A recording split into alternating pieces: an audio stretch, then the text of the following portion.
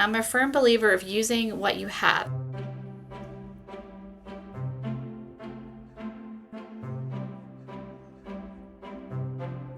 Hi, it's Sonia here with The Pretty Stitch. Welcome to my channel. So normally I post videos about knitting and crocheting or Tunisian crochet, and today you can see I have a cheese grater in front of me here and I have a container.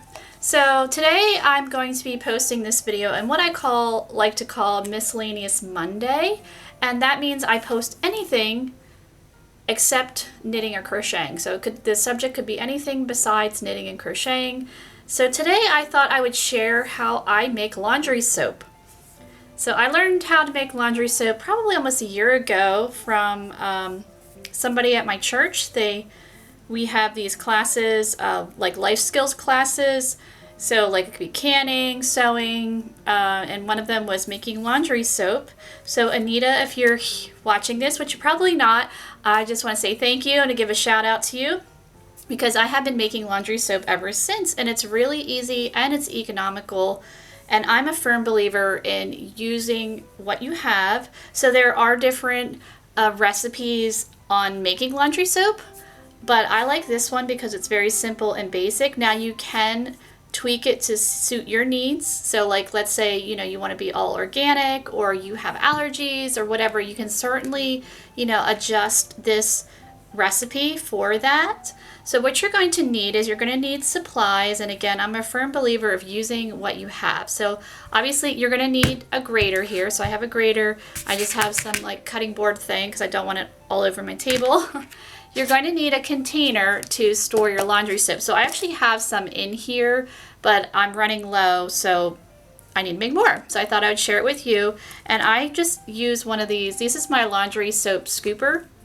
And it's one of those, drink mix scoops that I saved. So I'm going to set that aside. And you're going to want to have a lid for it. So here's a lid. I mean, it's cracked a little bit, but, it still works. It's functional. And you're also going to need some borax here, right there, a box of that, and a box of, this is Arm & Hammer Laundry Booster Super Washing Soda. And you're going to need a bar of soap. Now, like, if you want to do this more organically, then if you make your own like bar of soap, you could certainly use that. Or you could buy organic soap, like Dr. Bronner's is a really good one. But I have tons of bar soap. Some of you know that I lost my husband almost 2.5 years ago. He passed away, and he loved to wash with bar soap. I don't use bar soap. And he had just bought a whole bunch shortly before he passed. So I have tons of bar soap here. So here's an old thing, a dial. And as I said before, I'm a firm proponent of using what you have. So here we go. We got some dial soap. I'm going to use it. So I'm going to use this for my laundry soap. Now, as I said, you can adjust this. You can also use like a laundry booster. So here's some OxyClean that I had laying around. So I'm going to add some of that. You could also use those crystals, those scent crystals. So if you see here in my dish, I actually have some leftover scent crystals in here. I'm not a huge fan of these, but as I said before, I'm a huge proponent of using what you have.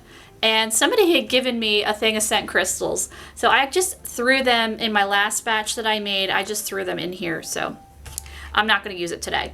And you could also use essential oils if you want to use essential oils or any kind of other scent. I'm not going to because this has a scent. It's fine. I don't like heavily scented laundry soap anyway, so I'm not using a scent.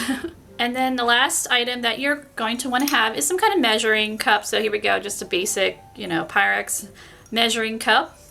So why don't we get started? It's very, very easy. So to get started is you're going to need to measure. So take your box of washing soda and just pour a cup in your, for some reason it doesn't pour out very well, but you want to just pour a cup in your measuring cup here. I guess maybe it got a little moisture in there, but there we go. Now we're pouring. Now I bought this box Oh, it's been months. Now you can also double this recipe, which I have done that before, or even triple it, quadruple it. So let's see. So yeah, that's about a cup, and I'm just gonna pour that in my bowl. And it doesn't have to be super exact. Like I don't really like baking. I'm more of a, I like to cook more, and cooking you can be a little more forgiving with your measurements. So this isn't like baking where you have to, you know, have it as an exact science. At least not for me. I mean, if maybe you professional laundry soap makers out there might be kind of horrified, but for me, it's, you know, it's been working out really fine.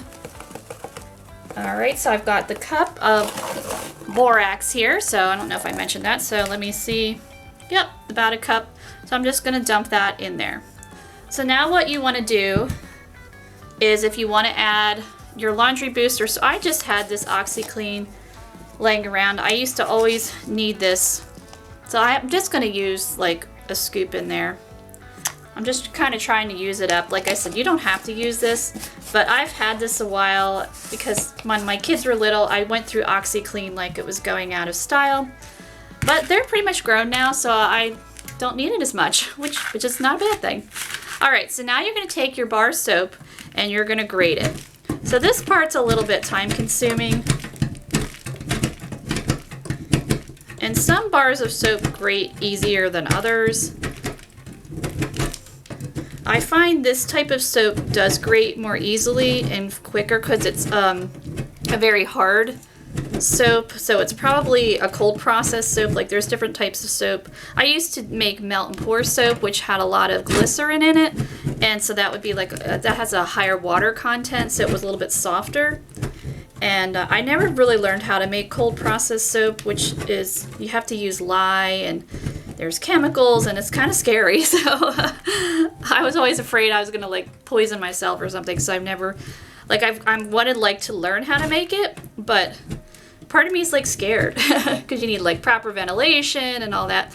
So maybe one of these days I will watch a whole bunch of YouTube videos, muster up the courage, and make my own cold process soap. So if you have a cold process soap, like homemade, you could certainly use that to make your laundry soap. But again, I'm just using Dial now. If you do have very sensitive skin, like I said, you could use or an unscented soap, organic. I mean, there's all different types of bar soaps out there. But as I've said numerous times, use what I have. So I'm just using up all this bar soap that I have from my late husband here. And it does have a nice scent. Like I think Dial smells pretty good actually. I just don't like taking a shower with it.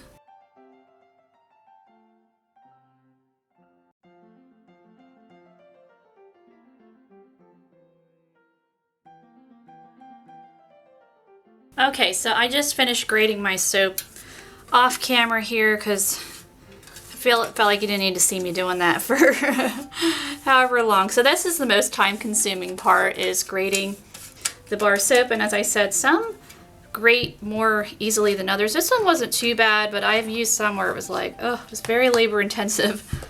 But this one was pretty easy. So what you want to do is you're going to pour it into your container. And then I just put my lid on it. And I just like to shake it to mix it all up. I mean, you could use a spoon or however you want to do it.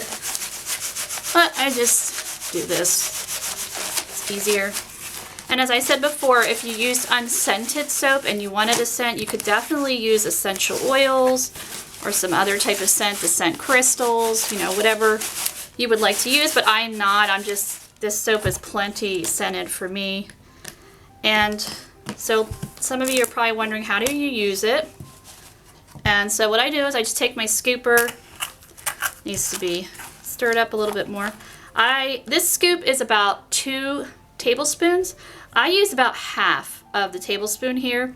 And what I do is I have a front loading machine, and I do have one of those newer ones, you know, the HE ones that was it I've not had an issue with my machine. I do have one of those HE machines. This has worked completely fine. So what I do is I put I load up my laundry like normal, put the clothes in there, get my half scoop. So you don't need to use a whole lot. Now if you have, you know, maybe more dirty clothes, you know, or small children, you know, they get dirty, but my kids are a lot older now. So I only need to use this. I just put this right in the drum. Just put it right, you know, right in there. You could either put it in before you put your clothes in or after, whatever works for you. But that's what I do, and then I just start my wash like I normally do, and that's it. So yeah, this will last me for a bit. I do think it's cheaper this way. You know, the Borax was maybe like $7. I think the Laundry Booster was about $5. You can find this, I'm sure, in your grocery stores, Walmart, you know, or even order it online. You know, it's pretty easy to find. And you know, and that's it. So pretty simple. So I hope you enjoyed this video, and if you did, please like and subscribe, and thank you so much for watching.